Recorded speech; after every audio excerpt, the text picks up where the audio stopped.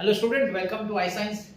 आज के इस वीडियो में मैं जो आपके लिए जेई एडवांस का जो क्वेश्चन लाया हूँ वो 2024 का क्वेश्चन है जेई एडवांस का।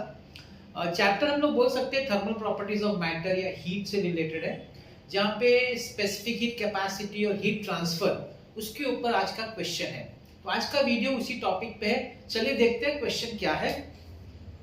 The specific heat capacity of a substance is temperature dependent. तो स्पेसिफिक हीट की बात हो रही है, स्पेसिफिक हीट कैपेसिटी की is temperature dependent given by the formula C is equal to KT। तो स्पेसिफिक हीट कैपेसिटी जो है, स्पेसिफिक हीट कैपेसिटी, उसका कैपिटल C सिंबल है और उसका जो एक्सप्रेशन है वो KT है, जहां पे K कांस्टेंट है SI में और T एब्सोल्यूट टेम्परेचर है। If the heat required to raise the temperature of 1 kg of the substance, अब substance का जो आपको मास दिया हुआ है 1 kg, टेम्परेचर बढ़ता है उस बॉडी का, सब्सटेंस का -73 से 27। अब ये देखिए केल्विन, ये एब्सोल्यूट टेम्परेचर मतलब केल्विन, उन्होंने कन्वर्जन भी दे दिया कि 0 केल्विन है, वो तुमको पता भी होना चाहिए। तो हमारा जो इनिशियल टेम्परेचर है सब्सटेंस का वो -73 डिग्री है। तो इसको हम लोग लिख सकते हैं -73 + 273 दैट इज 200 केल्विन। और बाद का टेम्परेचर है 27 डिग्री सेल्सियस, 27 + 273 वो है 300 केल्विन। ठीक है। इज NK, ये NK क्या है? यहां से स्टार्ट होता है हीट रिक्वायर्ड। हीट रिक्वायर्ड वो सब्सटेंस का -73 से 27 टेम्परेचर बढ़ाने के लिए जो हीट लगता है दैट इज Q, वो दिया गया NK। और क्या पूछा है? What is the value of N। तो ये जो क्वेश्चन है वो इसमें ऑप्शन नहीं है, ठीक है ना। मतलब आपको एक नंबर आएगा, वो आपको सिर्फ नंबर फाइंड करके टाइप करना है। तो आपको नंबर ढूंढना है, ब्लैंक वाला, फिल द ब्लैंक वाला टाइप ऑफ क्वेश्चन। चलिए देखते हैं, बड़ा इजी क्वेश्चन है। आप देखेंगे आपको पता चलेगा जी एडवांस अगर ऐसा क्वेश्चन पूछते हैं तो फिर डेफिनेटली 4 मार्क लाना बहुत आसान हो जाता है। अब देखिए यहाँ पे जो स्मॉल अमाउंट, अगर हम लोग सोचे कि small amount of heat for a temperature dt, तो हम लोग जानते हैं कि जो हीट एब्जॉर्ब करता है substance, it is equal to dq, हम लोग लेते हैं small amount of heat, it is equal to mass into specific heat into difference in temperature. ये तो आप जानते होंगे, जो भी बॉडी हीट एब्जॉर्ब करती है या फॉल भी होता है, हीट रिलीज भी कर सकती है, तो वो डिपेंड करता है उसके मास पे, उसके स्पेसिफिक हीट कैपेसिटी पे और डिफरेंस इन टेम्परेचर पे। देखिए ये जो मास कब होता है? जब स्पेसिफिक हीट कैपेसिटी होता है। अगर स्पेसिफिक हीट कैपेसिटी या मोलार स्पेसिफिक हीट बोल जाएंगे तो यहाँ फिर मास नहीं आएगा, नंबर ऑफ मोल्स आएगा। बस उतना फर्क आपको मालूम होना चाहिए इस तरह के क्वेश्चंस में। अब देखिए आपको मास दिया हुआ है 1 kg, तो मैं लिखूंगा dq इज इक्वल टू 1। अच्छा, आपका जो c है ना, c उसको बोला है kT ले ले, kT dt, तो dq जो हो जाएगा दैट इज kT dt। अब ये जो मैंने निकाला ये small amount of heat, small temperature difference. हमारा टेम्परेचर डिफरेंस कहां से है? हमारा टेम्परेचर डिफरेंस 200 से लेकर 300 है। अब ये जो होगा ना, ये 200 से 300 हीट धीरे धीरे एब्जॉर्ब होगा, ये कंटिन्यूस होने वाला है विदाउट एनी ब्रेक। जब कंटिन्यूस कोई चीज हमको ऐड करना है तो हमको इंटीग्रेशन लेना चाहिए। तो जो टोटल हीट हो जाएगा that will B integral of dq। I hope you understand. पूरा सब हीट को ऐड करना है और कंटिन्यूस ही ऐड करना है तो इंटीग्रेशन की मदद से होगा। So that will be equal to integral. अब देखिए dq है kT dt, जिसमें k तो कांस्टेंट है, तो हम लोग उसको बाहर लिख सकते हैं k कांस्टेंट को।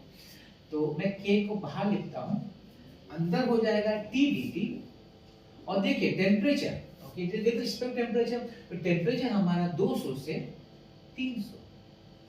और Q कितना एब्सॉर्ब है? देखिए उन्होंने दिया हुआ है Q रिक्वायर्ड इज NK, शायद मैंने यहां लिखा भी है NK, तो लेफ्ट हैंड साइड पे लिख देंगे NK।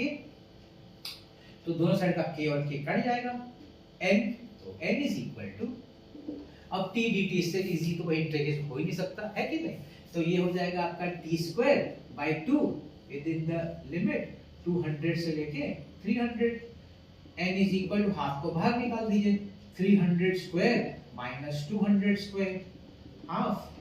अब ये हो जाएगा 9 1 2 3 4 माइनस 4 1 2 3 4 स्क्वायर कर दिया हाफ, इसको 4 0 1 2 3 4 9 माइनस 4 5, इसका आधा कर दीजिए 25, ये 25 देगा और 3 0, n इज इक्वल टू 25,000। हो गया भाई, हो गया। अब आप सोचिए इस तरह का क्वेश्चन जेईई एडवांस का है 2024 का है। तो कुछ है नहीं है मेरे ख्याल से, तो अगर आपका कंसेप्ट है इसका इसमें है भी नहीं, बहुत छोटा सा सिंपल सा करने, लेकिन ना आपको ये इंटीग्रेशन का कंसेप्ट मालूम होना चाहिए यहाँ पे इंटीग्रेट करने का, वो अगर आपको समझ में आ गया। कई लोग क्या करेंगे बिना इंटीग्रेशन डिफरेंशियल टेम्परेचर यहाँ यूज करेंगे, वो गलती करेंगे। गलती यहाँ क्या हो सकती है बताता हूँ। आप डिफरेंशियल टेम्परेचर में लिखेंगे 300 माइनस 200 यहीं लिख देंगे आप, और आप dq को लिख देंगे nk, वहाँ हो गया, वहाँ आपका मिस्टेक हो गया। यहाँ पे जो टेम्परेचर बढ़ रहा है, हीट एब्जॉर्ब हो रहा है, वो कंटिन्यूस एब्जॉर्ब हो रहा है 200 से केल्विन से 300। तो जब कोई चीज कंटिन्यूसली ऐड होती है ना, तो उसके लिए इंटीग्रेशन का कंसेप्ट होता है। यहाँ गलती हो सकती है, अदरवाइज तो इसमें कुछ भी। तो ये था आज का क्वेश्चन, और जैसे कि मैं आपको मैंने बता दिया काफी इजी है। और जैसे कि मैं हर अपने लेक्चर के बाद एक छोटा सा आपको एडवाइस या जो भी समझ लीजिए एज अ मेंटर बता सकता हूँ आपको, कि आपको दो ही चीज इंपॉर्टेंट फॉलो करना है। पहला आपको एक फॉर्मूला बुक बनाना है। फॉर्मूला बुक चैप्टर वाइज बनाइए, जैसे जैसे आपका चैप्टर होता जाए, जहाँ भी क्लासेस या जहाँ भी आप पढ़ाई करते हैं, तो उस चैप्टर के जितने फॉर्मूलाज हैं एक के बाद एक लिखिए, अलॉन्ग विद उसके जो टर्म्स हैं, उसका जो सिंबल्स है, उसका क्या मतलब बनता है, वो पूरा लिखिए। ऐसे चैप्टर वाइज बनाते जाइए। दूसरा काम क्या करना है, दूसरा आप प्रैक्टिस जब करें, पहली बार प्रैक्टिस तो चलो आप कर रहे हैं चैप्टर वाइज टॉपिक वाइज, उसके बाद जब आप सेकंड थर्ड टाइम प्रैक्टिस करें तो आप सेम चैप्टर के ही सब सम्स मत सॉल्व करिए, आप अलग अलग चैप्टर के सम उठाइए, फॉर्मूला बुक आपने जो खुद बनाया सामने रखिए, और फिर फॉर्मूला देखिए। अगर फॉर्मूला याद नहीं आता चलेगा, आप देखेंगे तो देखिए, सॉल्व करिए, और इस तरीके से आप प्रैक्टिस वाले अलग अलग चैप्टर्स उठाइए। फॉर्मूला बुक देखेंगे क्योंकि आपने बनाया है, बार बार इस तरह करने से क्या होगा, आपका जो दिमाग है वो ट्रेन हो जाएगा। अलग अलग चैप्टर से रैंडम क्वेश्चन जब सिलेक्शन होता है तो उसको कैसे सोचने का, क्योंकि चैप्टर वाइज सोचना बड़ा आसान हो जाता है, फॉर्मूला मालूम है, एक के बाद एक वही फॉर्मूला यूज करते हैं, हमको लगता है बड़ा इजी हो गया।